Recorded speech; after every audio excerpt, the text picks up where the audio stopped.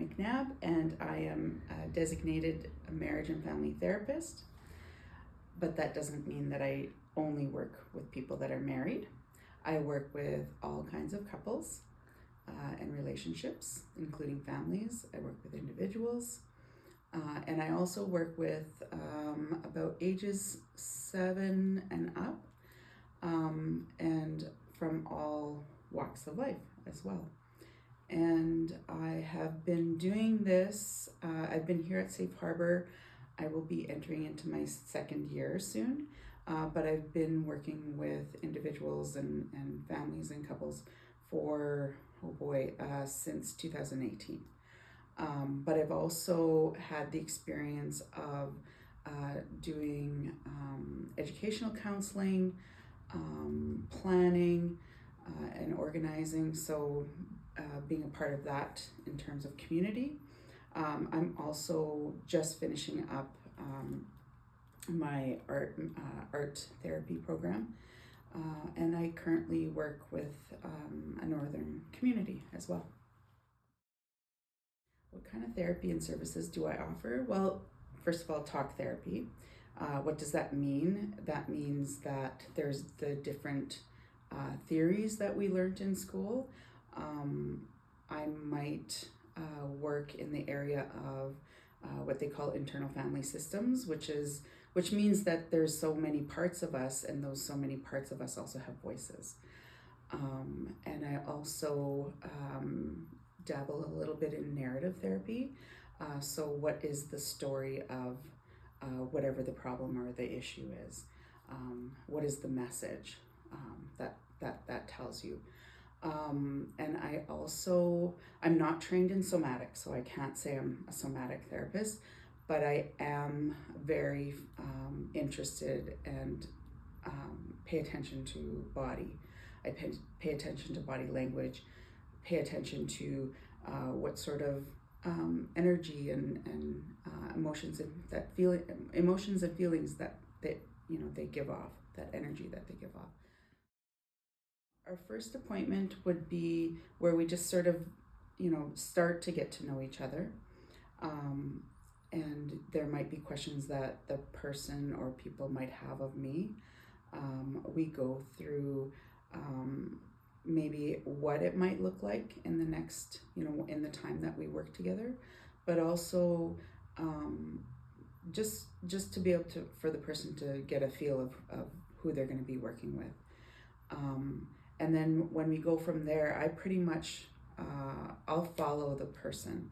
What does that mean? That means that however they show up, however they need to show up, that's okay. So maybe they show up and they don't want to talk, and that's happened, and that's okay. Maybe they show up and they're in a really bad mood. That's okay. Those are just some examples. And some people just want to dive right in, and so I'll follow them as well. So, since I've been doing this work, it's very common. You hear it out there a lot, is depression, anxiety, eating disorders, maybe lifestyle changes, life cycle changes, couples who are needing support in developing their communication with each other, or maybe there's some relational issues that need to be talked about with a third person, or families that are of, it could be from 2 people to 6 people. I think I've worked with families 8. I think it was 8. Just definitely conflict, and this is where you can come, to have a external person to support them. Why do I do this work? I really value the privilege to be able to be present with somebody who they may not completely trust me yet, but that they trust me enough that I can be there to support them, and not to tell them what to do. I'm not a fixer, but to be able to be curious. That's a big one, to be curious. and to acknowledge what they're experiencing and to recognize how valuable they are. And so why do I do this work? Really, it also comes from my own experience in the struggles and the pain and the trauma that I've experienced, and the work that I've done and still do to this day. And the benefit, for me to be able to experience that, I really would love for others to experience that as well, if they so choose. There's many other therapies out there. Talk therapy is just one of those many supports. Brought me to this work, to be honest, I think I was in my 20s and I wanted to be a therapist, but I thought you had to get your stuff together before you could. And then when I learned that you work on yourself and you're going to always be working on yourself while you're supporting others, then I finally took that leap and decided to get the training. And it actually excelled my own work that I was doing. I just have a real passion and love for being able to hopefully create spaces where people feel held, not in a enabling way, but held in a way where they feel heard and validated and acknowledged. I love learning, so reading as much as I can when I can, but also doing my own work, and trying out different healing modalities, trying out different techniques, going to ceremony, just learning about how our bodies are amazing, our brains are amazing, and to seek out those different modalities and try them out and see how they work for me. That gets me excited. And like I said, talk therapy is just one modality out of so many others. I see them as these amazing human beings, and that whatever they're experiencing or living with or living through, that for them to reach out for help, which is really hard sometimes, and to come and sit in the same room with me, and to share their story. I see them as these amazing human beings that are really trying their best. However that is, whatever that is, there's no one way that's the best way.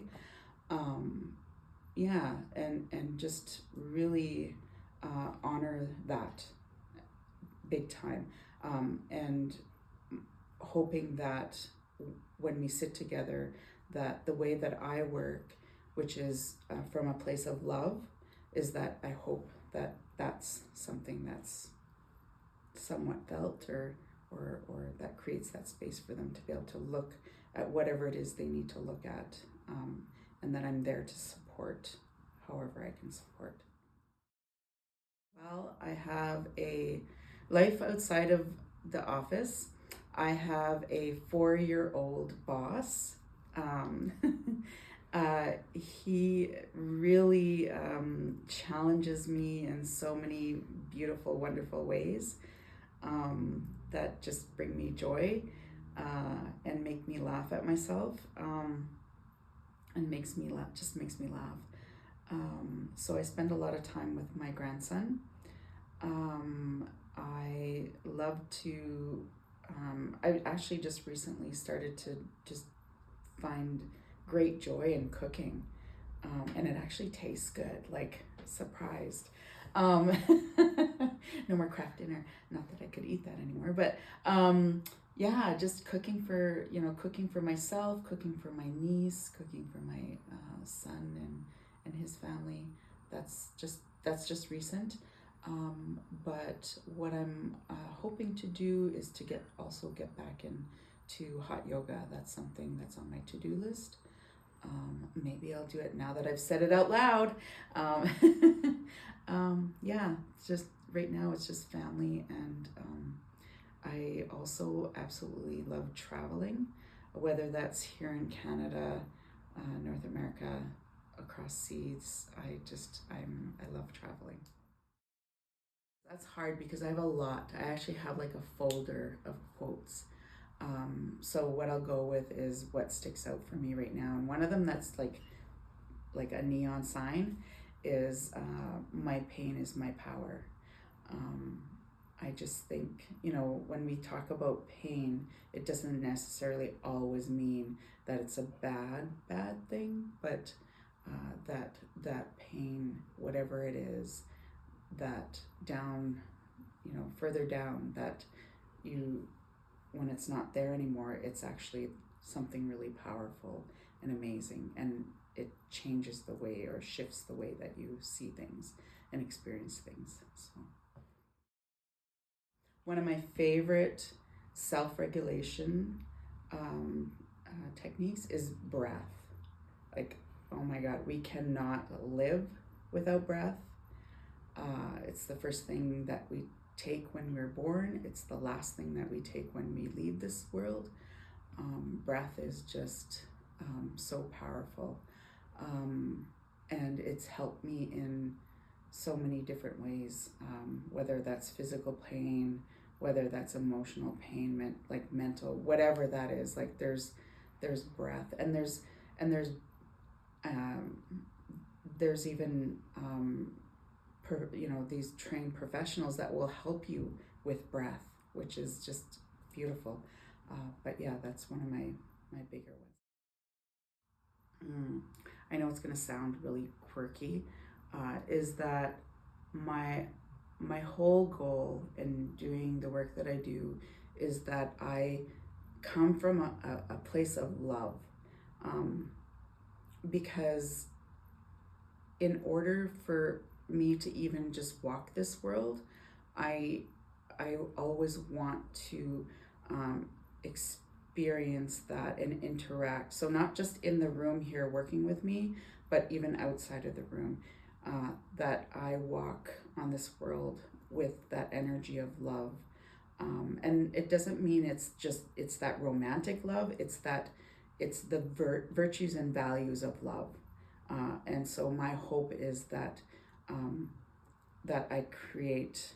I talk a lot about creating spaces, and my hope is to create that space, but also to bring that energy of the values and virtues, the energy of the values and virtues of love, to bring that energy in the room, in the space, in interactions, and yeah. So that's, that sounds a little quirky maybe, but to add to that, my hope is that that others experience, even just if they could experience, or if I could create that where they feel validated, acknowledged, seen, heard. That's what I hope that I can create and provide.